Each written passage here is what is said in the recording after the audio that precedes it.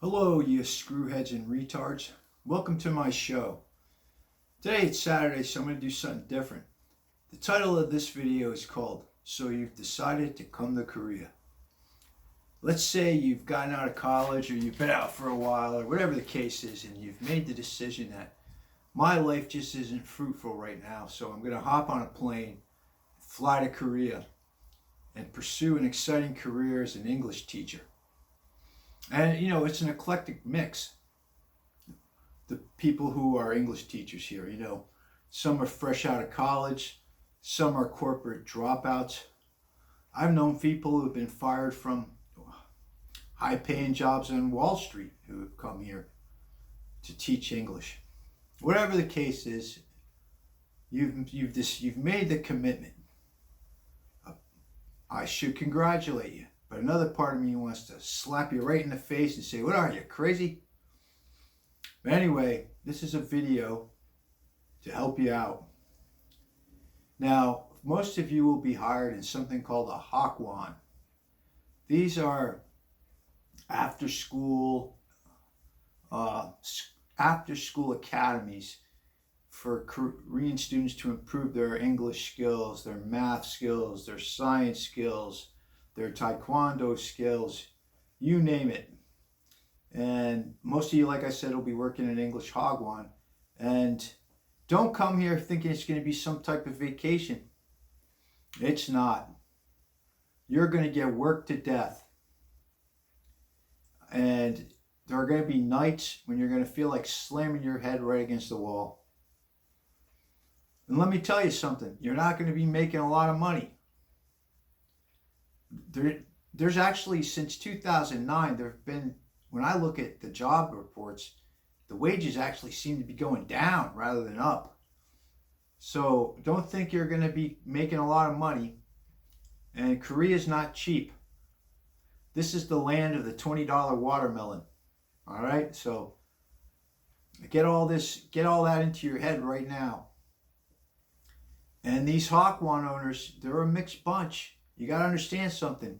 You're not a real teacher if you're working in a Hawkwon. Not that there's anything wrong with that. I've been a real teacher. That's what I majored in, was being a teacher. And let me tell you something.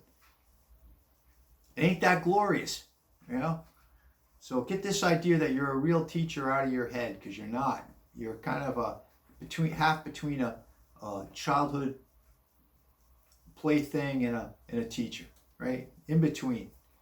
Because they're coming from school, and then they're going to after school academy. So they've been with their Korean teacher all day, or their Korean teachers, and you're like a tutor, a friendly tutor. And these Hawkwons are in it for the money.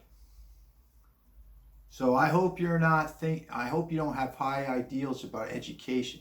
Oh, the children deserve this and the children deserve that. Deserves got nothing to do with it. This is a money-making operation. If they don't make the money, they go out of business. A lot of English Hawkwon owners can barely speak English themselves. They do it to try to make a living. Huge competition too. There's an English Hawkwon on every corner. Right? So if you start costing them students, they're going to fire you. They'll warn you once or twice, and then they're going to fire you. I'm not saying that to scare you. So the question now is, what do I do? Well, first of all, you got to make the classes a little bit fun. Times, most of you guys who come over aren't you don't have teaching degrees. You might have a degree in business or economics or political science or this or that or the next thing. So you've never been in front of a group of students before. I'm telling you, if you get up there and if you lecture, you're going to put them to sleep if they're in middle school or high school, or they're going to run around like crazy maniacs if you're teaching elementary or kindergarten. Right? And then that's not good, because then they go home and tell their parents, hey, how was your Hawkwon? That teacher's boring. I slept the whole time. Then comes the phone call. Yeah, that new teacher you have, yeah, he's a bore. My kids don't like him. We're going to try the other place if you don't improve things over there. Then you start getting the meetings with the manager and blah, blah this and blah, blah that. You want to avoid that. So what you want to do is you want to have a classroom that's activity based in a sense, right? When you get to your Hawkwand, they're going to hand you a book. In fact, I'm going to tell you this. When you land, your flight might take anywhere between 14 and 24 hours, depending on how many layovers you've had, right? If you're coming from the East Coast of America, it's going to take a long time. And then, let's say you're not working in Seoul. They're going to fly you to Incheon. Let's say you're working in Busan. So then someone's going to pick you up, or might make you take a bus, and that's going to take another 6 or 7 hours. And then you'll see your apartment, and you'll go and collapse, right? Sometimes the apartments are good, sometimes they're bad. You know, don't expect a palace. You're going to have a little one-room apartment. And then you'll collapse, and then you'll have a knock on the door.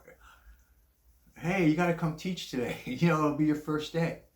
So you wake up and you're groggy and and you got to go in and teach. And they'll give you a book. They say, don't worry, just teach this book. So then you'll be going through the book, and after 10 minutes, the kids will be running around like a bunch of maniacs. And you'll be like, come on, sit down, sit down. And they'll be doing stuff like this. Teacher, stupid. Teacher, ugly. And the first day or two, you'll be like, oh, okay, they're just kids. And it'll start to wear on you. So you need to avoid that. And how you do that is this. I call it H+2. And it's been taught to me. It's not like I made this up. You take let's say you're teaching 4th graders. They're 10 years old. You add 2 to that, 12 minutes. Every activity should be no more than 12 minutes. So let's say you start, right? And you start with the book they gave you. So you're going through the book for 12 minutes. You start to notice the natives are getting restless. Then you got to go into another activity. And, there's a plethora of material out there on the internet. And most of these Hawkwands have computers and printers and photocopy machines. So maybe you look up appropriate grammar. And you make worksheets and you say, okay, kids, group time, and you put them in a little group, and you let them talk to their friends while they're doing this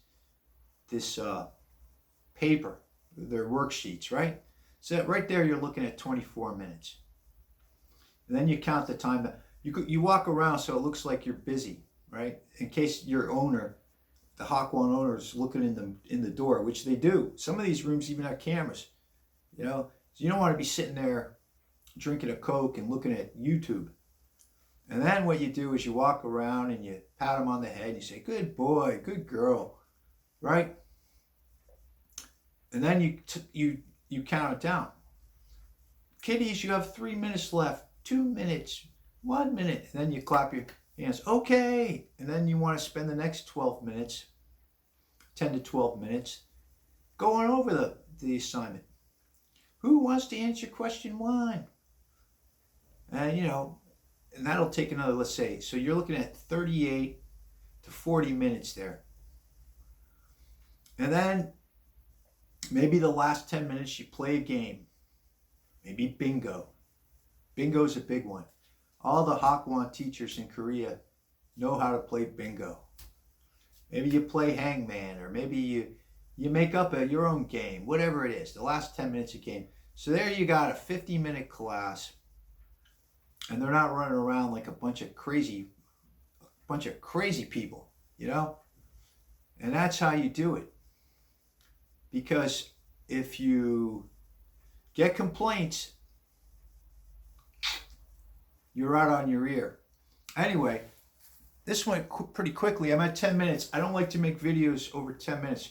Perhaps I'll share more of my knowledge on this subject in the future. So I hope this helps, if anyone even looks at it. God bless. Talk to you later. Bye-bye.